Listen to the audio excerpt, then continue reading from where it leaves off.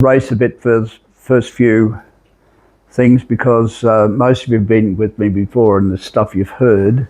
If at any stage there's something I say in a hurry, then you say, I can't get that, please let me know and we can pause.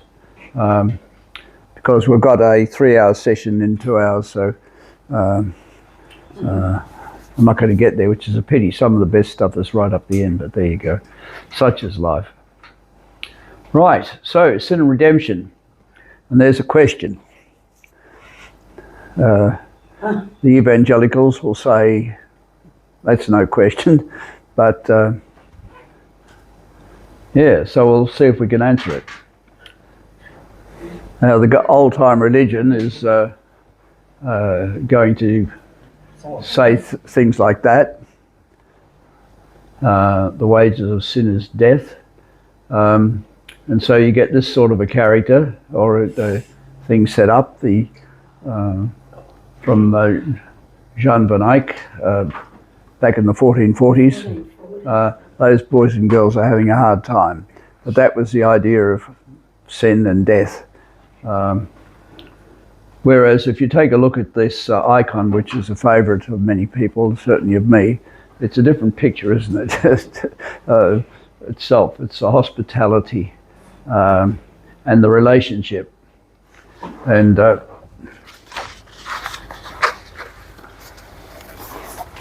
there's equality there because you can't tell which one is the Father, Son, Holy Spirit. Terms I don't like anymore. Source of all being, eternal word, and Holy Spirit probably better, which is used in the office of the church. But the heads are turning towards each other, the hands are turning the other way towards each other, and you've got the place where the mirror is so that you've got us in that flow of love. So this was painted about the same time as Jan van Eyck was painting that other one. He was 1441, this is 1410. Yeah, so it's in the Tretyakov Museum in Moscow. So we can look at to ask that question, and we need to do that, I think. And one of the ways to talk about sin, I'll talk about some others, but just for this, because there's a flow of love in that Trinity, flow of love, a flow of life. There's a kenosis, an emptying, each one emptying complete at the other, not 90% or 99%, but completely, and being filled by the others.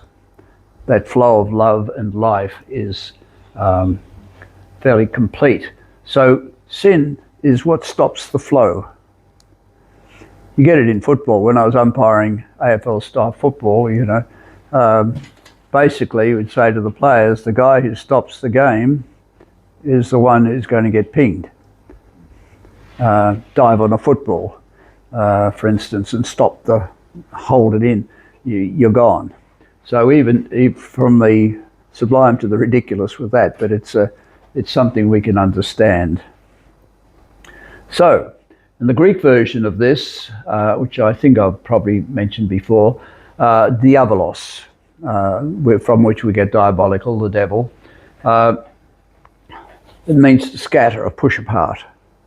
So if you want to see it, our actions, whether we're doing that to people, our relationships are being truncated, the flow's stopped, somebody's been alienated, pushed away, then that's a pretty good idea of sin. Whereas you have symbolos, which is making one, unity. And the Aramaic name for God, sacred unity, Allah. So, and of course, symbol, sacrament, and metaphor are synonyms, and we have that right at the heart of Christianity. This bread is my body, metaphor, and the sacrament, making one. Because they're two impossible things to make one, and yet the metaphor can make one, and it's true. It's not literal. It's true. And that's part of our mystery that we can ask God about. And I've mentioned that. Unfortunately, when it was changed into Allah, they forgot a lot of this. Is that okay? It's not new to most of you, I think. Okay. So another word is hamatia, which is the archery word, which is this chappie, if he aims a slightly off at this end, at the other end, it's a long way off. And so a question can be there, what is the mark that we are missing? Missing the mark, hamatia.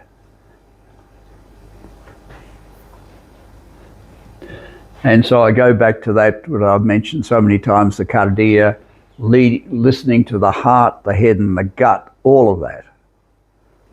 The whole person, paying attention to everything that's going on, which Jesus invariably did, leading to splaksnitsamai, which is that womb response of a mother for a child. And I think that could be the mark we're missing, that paying attention to the person. There's your relationship, of course, and then responding with what they really need as far as you can do it. So we probably need to expand our horizons.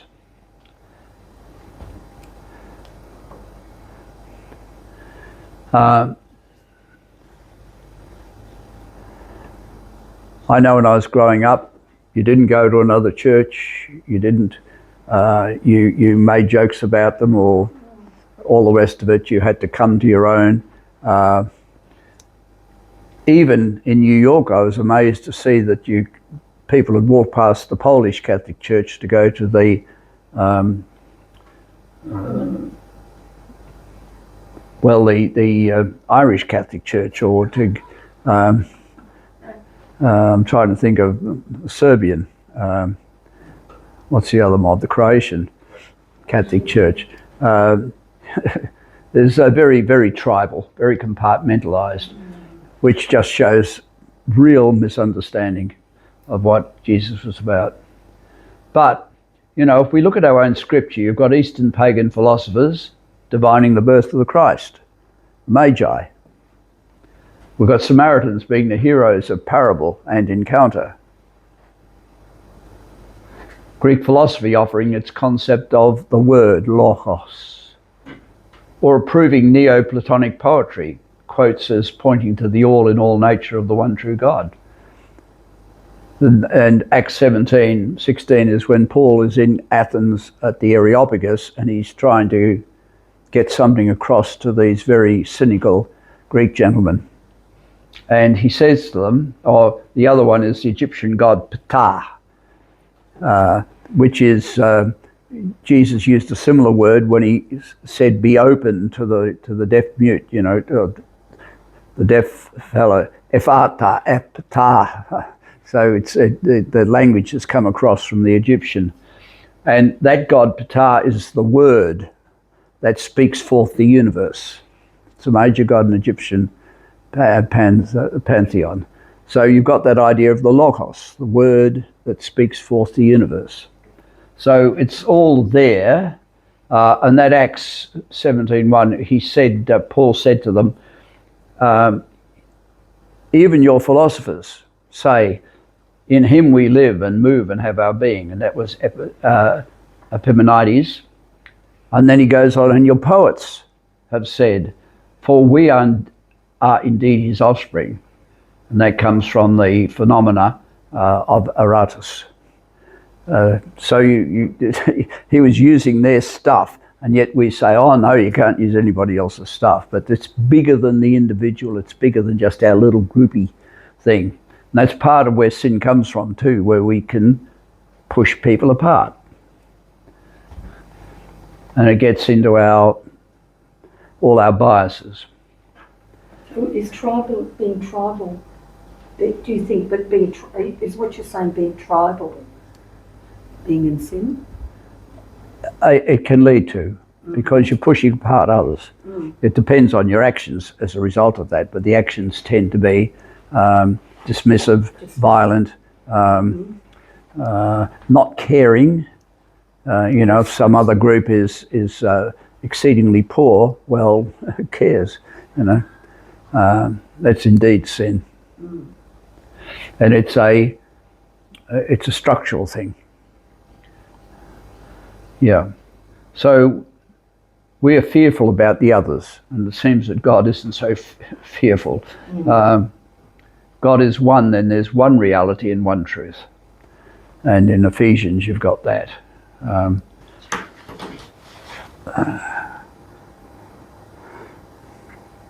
Where are we?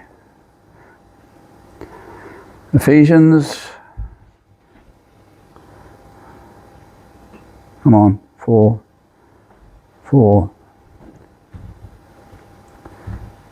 There's one body and one spirit, just as you were called to the one hope that belongs to your call. One Lord, one faith, one baptism, one God and Father of all, who is over all and through all and in all.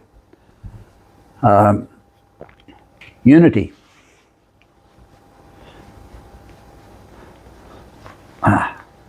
Right. So we can go to Hinduism, for instance. So we've got Satchitananda, and Sat is God as being itself. Well, Yahweh, the one who is. Thomas Aquinas, John Duns Scotus, Deus est ens, God is being. The 12th century, so 13th century. So this is old. God as being itself. They understand this. Exactly as Paul said, yeah. So then the second word, chit, consciousness or knowledge. God is consciousness itself. We say being itself, coming on from the sat, mind itself, awareness itself, of course, which is quite similar to the logos, the word. And then the third one is ananda. So our idea of logos came directly from Heraclitus in the 500s. Now that's joy, or quite often Indians now translate that as bliss. Well, the joy of the spirit, you know. So we can't just say, oh, we've got it all. They come at it from different angles, and they mightn't take it the way Jesus did, but it's all there as part of our human experience. So it's worthwhile connecting. So that inherent, uncreated joy, the deep joy, which is far different from happiness, you can have that joy while not being happy, and we'll talk about that with hope. And that's what you experience when you live the way the Trinity does, without resistance inside the kenosis. And the kenosis is that emptying that I talked about, the complete emptying. So the kenosis flow, being emptied. And St. Bonaventure called it, had a metaphor which was a water wheel. Constantly the bucket's empty and then fill from the flow of the river. Empty and fill from the flow of the river. Empty and fill. So not a bad sort of analogy. How are we doing? Right. Too fast? Oh. Okay. So would it be better in the Lamb of God to say, takes away the sin of the world? Because it's that structural thing. We had a meditation just before dinner in the brothers' community, and I thought it was worthwhile looking at because it says, poor can be witnesses to a strong and steadfast hope. Where did I see this? The city of God, therefore, impels us to improve the cities of men and women. This is from Pope Leo. Our own cities must begin to resemble his. And they don't. We don't operate the way the universe operates, which is God putting God's self out in the first incarnation, saying, take a look, this is how to do things. And we say, and organise it differently, because we know. Yeah. And then it says, poverty has structural causes that must be addressed and eliminated. And then he quotes, going right back to St. Augustine, you give bread to a hungry person, but it would be better if none were hungry. so that you wouldn't have no need to give it away. You clothed the naked, but would that all were clothed, and that there would be no need to supply this lack. So, not band-aids, but going to the source. And sin is systemic. Worse sin. Okay, so its most pervasive, dangerous form, corporate, societal, community, it's accepted. This is the way we do things around here. So it's very hard to deal with. Jesus found that out. They tend to get crucified. So, sacraments for the community. They are all community sacraments. So you have a baptism, have the little kids come up and put the fingers in the baptismal font, have them sniff the oils. That's what Bishop Tony Percy does. It's a great way, and everyone in the church doesn't mind the baptism because they're all watching the excitement, and many are up there, and they're getting to know the people, and it's and the kids, the little kids, and they gather around afterwards, not just the family. And I've had brothers in South Australia particularly say, I'm really annoyed at these people who talk in the church before Mass. I want to pray. Well, Jesus said, you want to pray, go into your room, close the door. Whereas I love to hear the people being a community and then coming together for the meal. And it would be good if we really revised the Mass and made it more like a meal rather than a whole lot of words. Because you know what it's like when you get into these long central bits, right.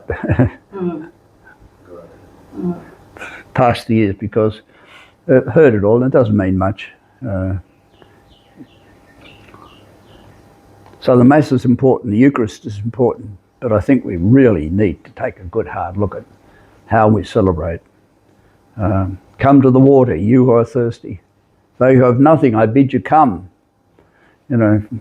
Isaiah 55. It's can we go beyond that?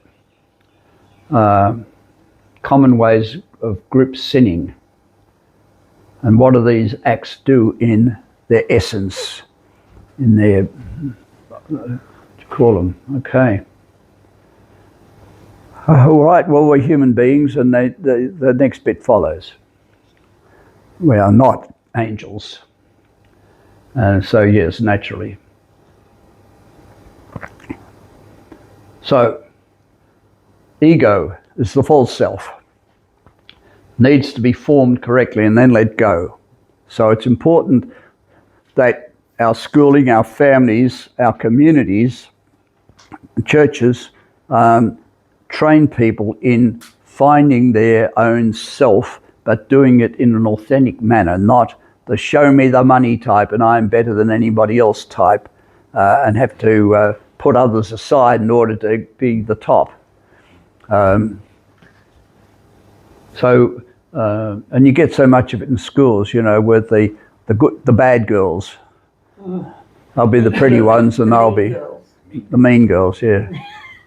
And the boys, the football team, same sort of thing. But we're the ones we put you aside. Selena. Speaking of school, I've got to say, I really struggle with private religious schools, particularly private Catholic schools, and the elitism of them, and the way kids are raised within that. I mean, it sort of raises, I've seen some of the most appalling people coming out of those private schools. Yep. With very arrogant, big egos. I mean, some of the worst stuff that woman, consent woman, discovered was out of private schools, with boys abusing women. It was just some of the stuff that, and I don't understand how Catholic and Anglican schools, if you're following in the footsteps of God and you're sending kids to Riverview, which is an Ignatian school, how it justifies itself because how are you raising kids in the footsteps of Christ in that environment? These schools are very Catholic, but not at all Christian. Yeah, I know. I struggle with it immensely. you'll have masses, but there'll be big events. We're welcoming back the ducks, and then we're going to play games, and then we'll celebrate the founder of the religious order who founded the school, and they'll have this mass, and they won't know what they're doing in the middle of it. But what they're really after is going out to have the barbecue and the games and things for the rest of the day. I found that when I came back from America and I went to my alma mater, Christian Brothers College in Adelaide, and I thought, there are very few people here who understand what Jesus was, and none of them are apprenticed to him, becoming like him and doing what he did. Well, I won't say none of them. There were a few, but they were lost in the whole thing. Yeah. So when we brothers started, we worked with the poor. We had nothing. We lived on, as I said, on the smell of an oily rag. You'd have country schools where the farm would bring up a bag of spuds, and that'd be the school fees. But that would feed the brothers for a month, So it was a more simple time, but we taught the kids well. And so the next thing, they're next layer in society. Then they're the next layer in society, and then the schools are elite. And it all gets lost. And so, way back, our brothers were saying to themselves, why have we got a school like St Kevin's Toorak in Melbourne? Why do we have that? Because that's GPS, Greater Public School. So these were questions that we asked, but they weren't answered. So, we talked about that systemic sin. It's built into our human structures. And if we live in them uncritically, so you asked that critical question, but if we live in them uncritically, we become sin. We are doing the sinful things. Example. The example coming up is in Rome. I worked a little bit with the San Egidio community, who work with the Romani people, the gypsies, trying to get them contact with law, with health, with education. Bit difficult, because the Carabinieri hate them. But of course the community is teaching the kids how to pickpocket, how to beg. We walked into the camp one day. I was a couple of these guys are lawyers and doctors, young men and women, and anyway, the Gypsy King came over. They've always got a king, rough sort of a type, jovial type, and then he greeted them, and then another one came up, and he was, and the king said to him, "Oh, forget it, Enrico. These are good guys." Oh, right. He straightened up and walked off. But they'll do terrible things too, like have the mother sitting out on the pavement, and then the kid, and they'll have a pin to make the kid cry. So they don't realise that this is sin, because what they're doing is they might be getting a living in one way, but they're alienating all the populace in the other. We hate to see them. You're in the bus and you see these guys, and you're so crowded you can't protect your stuff. If we live in these structures uncritically, we become sin. So say we're working in an organisation where there is rampant discrimination and hurt, and we can see that. But in order to survive, we have to have a job, and let's say a whole profession is like this, and it's held up by associations and things like that. How we become sin, but if you stay in that critically, you will become very mentally unhealthy if you stay critical of that. So how can we win? How can? But if you stay uncritical of it and you've realised it, you'll become even more unhealthy. So it's better to move outside. So are you saying that the change can then come from outside? Right? The change, effective change, will come from within, I think. But that's where it takes time to build a critical mass of people, grassroots people, and then maybe get a middle manager. It's difficult because it's so entrenched, and the tendency is just to push people aside. So yes, it's a real dilemma. If what they're doing is in some way against the law, of course, well then you can alert people very quietly. But again, the fate of a whistleblower normally is Brutal. yes, quite brutal. So you have to be circumspect in how it's done. So bullet a gate doesn't work, but building a support group is probably the better way to go. Yeah. But that's a good question to stay with. Yeah. So when it just comes down to the person, God's not very interested in the fact that we're sinners. It's to be expected. We're human beings. And he was one of us, so he knew that. But he's very concerned about those who do not think they are sinners. And of course, that story of the publican in the front of the temple. I thank you, God, that I am not like other, particularly this fellow here. I give tithes. Yes. We do that in some degree all the time, all of us. Do you not think? There's certainly a tendency to like we minimise our actions. like my dad would say to me, don't big note yourself, Barry. And so yes, it's there, I think, with most. But being aware and alert is very important, to start to realise that. That's just part of just getting this ego under control, and to say, oh, here I go again. It's just humility. Yeah. Get your feet on the ground in the humus. I can't seem to move along. Seriously. Yeah. Progress can be slow. Very slow. Well, the leopard doesn't change its spots. So God's only used for personal sins to turn it on its head and use it to save us. The only use he has for it. That doesn't mean that sins can be very, very bad. I mean, murder and rape and physical abuse of any kind and theft and all the rest of it. This is bad stuff. But the only use God has for it is to turn it on its head, wake us up. Because when we wake ourselves up to what we're doing, there's more chance that we will drop it, rather than being sent to jail or getting addicted or something like that. But when we drop it, that's when God really likes it. So the shadow work is, the shadow is what we refuse to see about ourselves. And that's that waking up we need to do. Sleepers, wake.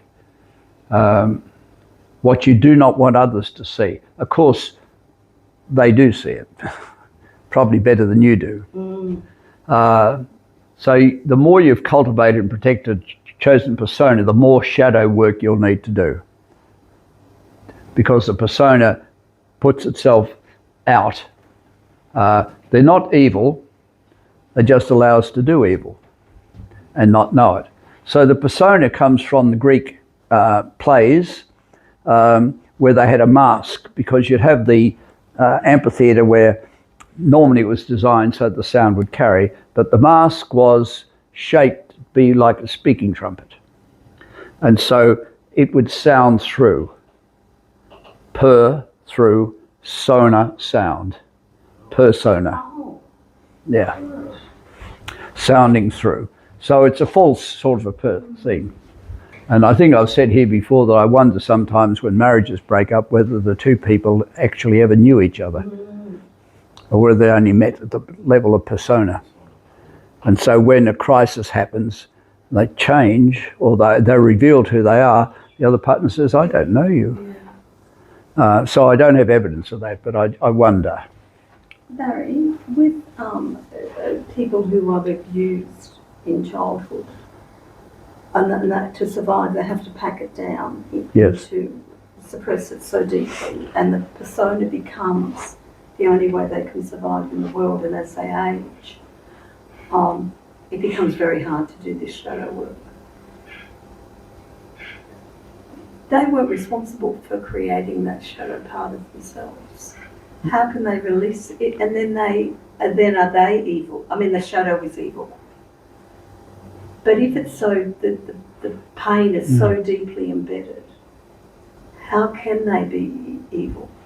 Is that making any sense? Yeah. Well, the shadow itself is not evil. It's can lead to that. It can lead them to doing they things. Just allow us to do Evil. Yes. and not know. Yes. So the real sin there, and that's why Jesus was so harsh on people who abuse children, for instance. He said you should have that tied around here and throw them there.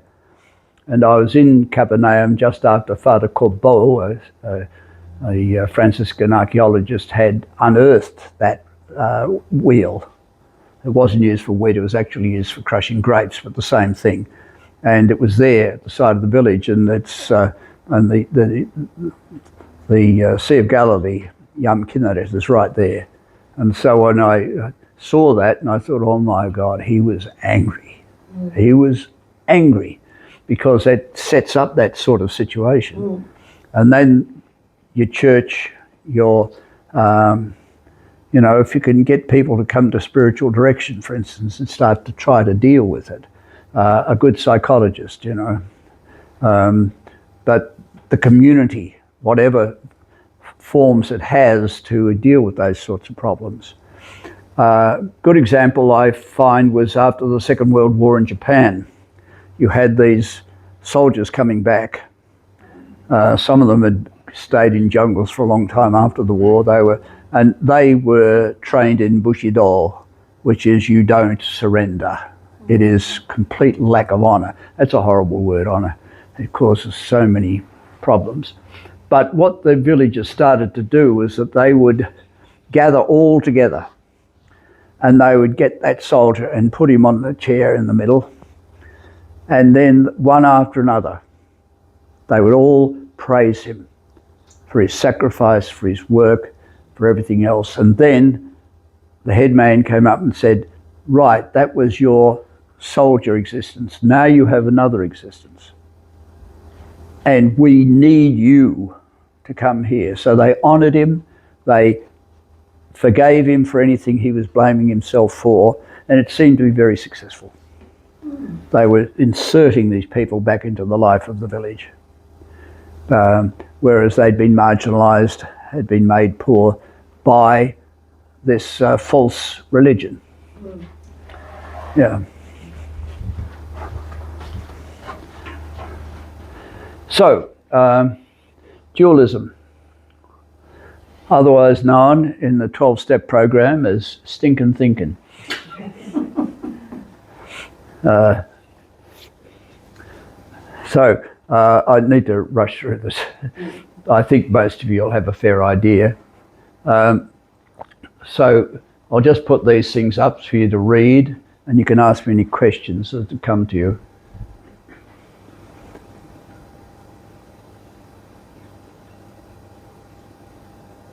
So two things, and they're separate.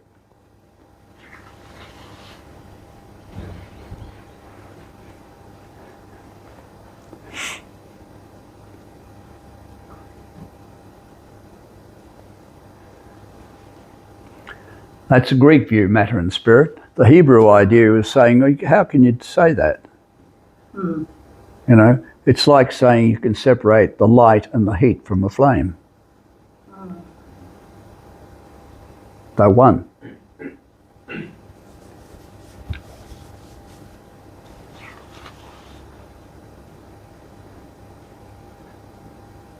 So you can have ideas and matter, mind and matter,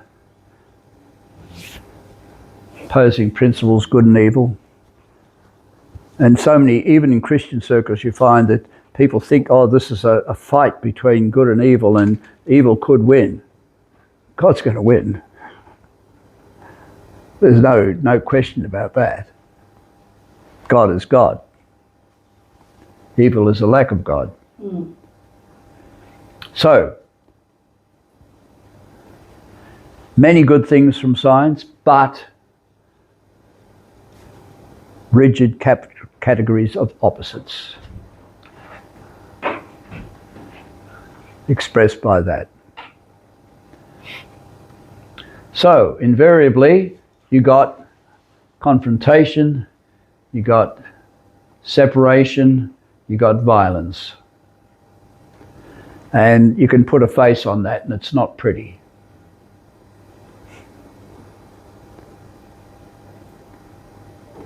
So, typical example. And this comes from male and female.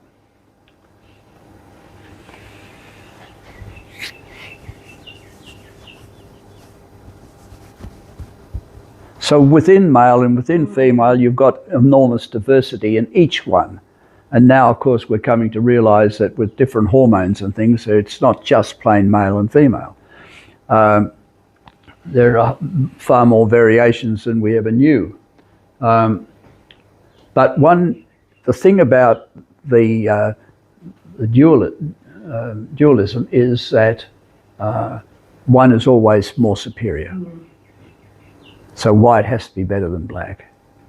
I mean, black is dirty, you know. So that's Elizabeth Johnson who wrote that book.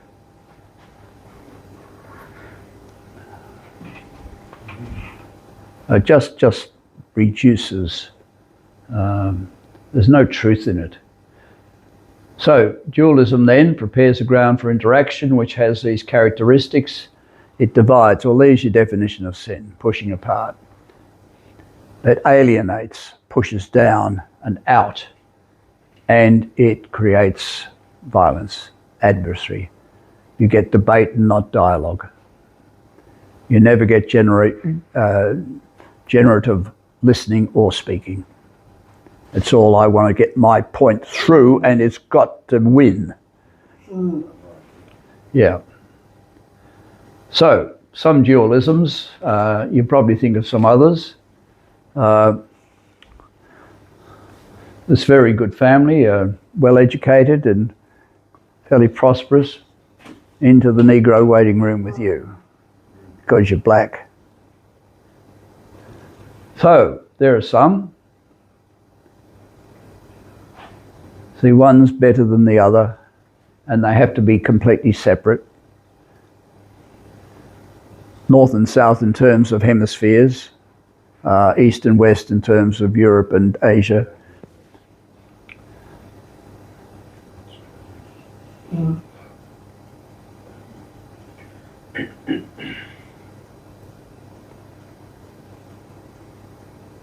Just in general, us and them. Anthropocentric and ecocentric, we've got that going on in the Liberal Party at the moment, you know. We need more jobs, we could let the earth go to hell.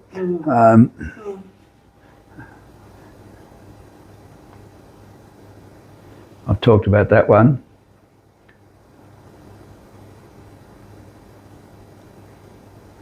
And yet Jesus showed us that the head and the heart are one, the physical and the spiritual, and the profane and the sacred are one. So we do that. You think of any others I've missed there? That's just a small list.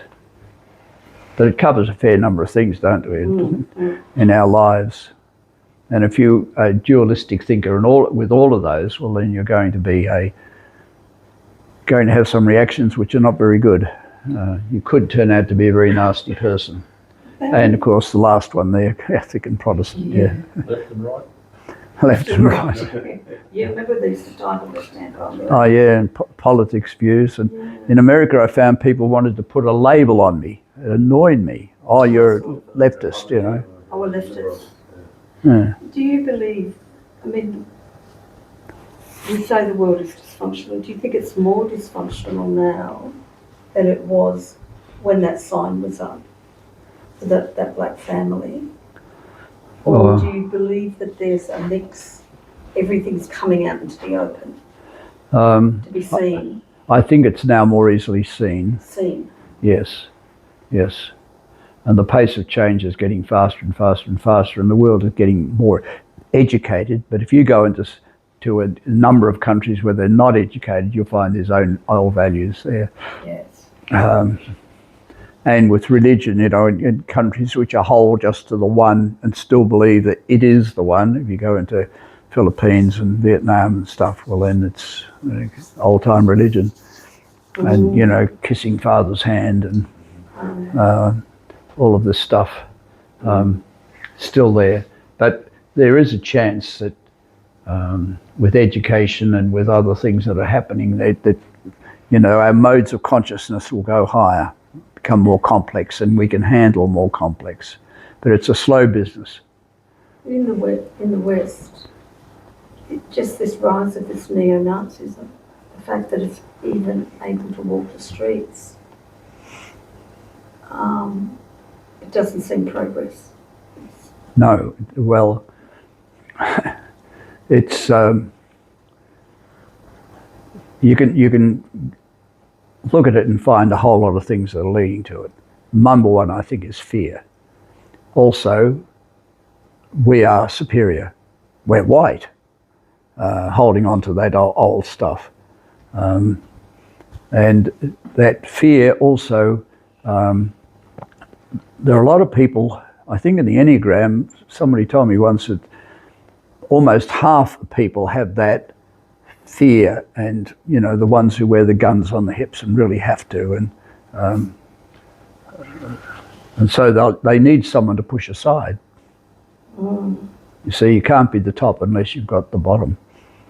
So this is the shadow. Yeah, that has been unaffected. Yes. It's living and walking the street. Yeah.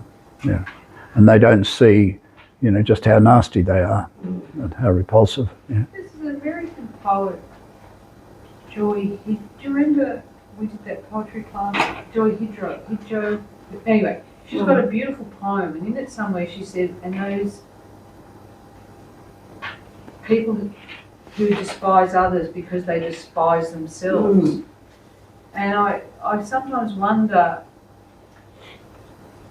whether a lot of that stuff, even the Nazism, comes out of something internally in people that that's so uncomfortable with themselves, and it's searching for someone to blame in a way. It's like the duality thing. I don't know. It's always someone to blame. Yeah. And always. That duality quite often about the other and someone to blame. Yes.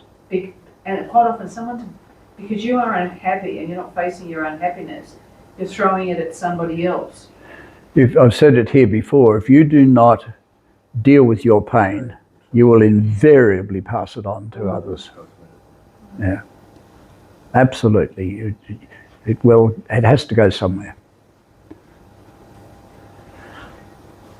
We okay to move? Okay. Don't let me push you too fast. So duality or non-dual thinking is the other part of this. So dualism is divisive or diabolical. Now duality, I prefer to use non-dual thinking because it's hard to distinguish between the two. Sometimes I have to think, now which one's which? But it does have that name of duality. It's a different kind of relationship. It acknowledges difference, but it doesn't push apart. It allows for the possibility of both and of course there's your symbolos, making one. And that moves one back into the area of symbol, yeah. So either or. So you can have a field of meaning, but you don't have to have everybody up the one end. See, the authoritarian regimes, you all have to do the same thing and think the same way, wear the same uniform. You know, you got your Mao suit, and pity help you if you don't wear it and say it and think it, because they're waiting to catch you. So Allaha was unity, but that does not mean uniformity, which these regimes tend to insist on. That's why they jail people for thinking differently or for protesting, and you can't do that, you know. And they believe they're doing right. What they're saying is good, and these people are bad. So you've got to beat them up as you throw them into jail. Yeah. So some of the usual obverses we get. So giving, and if you're not giving, you're withholding. That's a given. But what if you're receiving? And the same with discriminating, you're indiscriminate. You might be inclusive. May say you're indiscriminate, but you are doing a Jesus on the cross. Holding your hands to hold everyone. Hold good, bad. If you're not active, you're passive. Maybe you're receptive. This is one I found in army circles. You know, if you're not rational, you're irrational. You've got to be rational. You've got to think. I'll be like a girl. But what about intuition and transrational? You know transrational? I'll give you a definition in a minute. I thought we might have trouble with that. If you're not initiating something, well then you've got a lack of initiative, son. But you could be being responsive to someone who's leading and someone you think is worthwhile, or to some idea that you're supporting. They just don't consider the third. Disciplined, you're not disciplined, well, guess what? But maybe you're self-accepting, you know, we're sinners. Say, right, this is who I am, this is what I get up to, and I'm going to try to change that, but I am accepting that I can love myself. If you're not being gentle, you're harsh, the only alternatives. With these kids in class, I can't be gentle, so I've got to be harsh. But maybe you can be forceful without being harsh. Okay. So the opposites confound and create the forced choices, evoke conflict, as we've said earlier. Now that definition, transrational, refers to experiences, insights, realities that surpass logic. So you're not just using that little bit of your head on the left side, but using the whole body. Logical reason, while still including it. You don't take the thinking out of it. It's not anti-rational or irrational, but rather a mode of knowing that integrates reason and then transcends it. Goes beyond, goes beyond. It's a great thing to do. Just open up the mind and the heart. It's really good practice. We okay with those? Couple more minutes, we'll take a break. So, we can look at paradigms because we have those that examples, serving models, patterns that we're supposed to follow. It can be a mood, a standard. Perhaps it's an ideal, a paragon, a touchstone. It's time. One political party had that. Yeah. What's time? Maybe. But anyway, it sends out. But here's a comparison. So on the left-hand side, there is a dominant paradigm we've had. And things are analytic, they're hierarchic, they're put into compartments. This is this and this is that. I'm a new way. It aims to control. I need to know. It's linear. Dop, dop, dop, dop. Greek syllogism, you know. It aims to predict. I want to know what's happening. Seeks containment. We can't have this out of control. I need to be in charge and control. It pursues scientific knowledge only. Whereas the emerging paradigm is synthetic rather than analytic. They're putting together. It's interactive. It's embedded rather than compartmentalized. Instead of aiming to control, it aims to connect. Relationship, Trinity. Instead of being linear, it's contexted. Instead of predicting, it explores possibilities. Instead of containment, it seeks expansion. And it pursues multiple ways of knowing. Beautiful. And so that I got that from Phyllis, but it wasn't Dilla.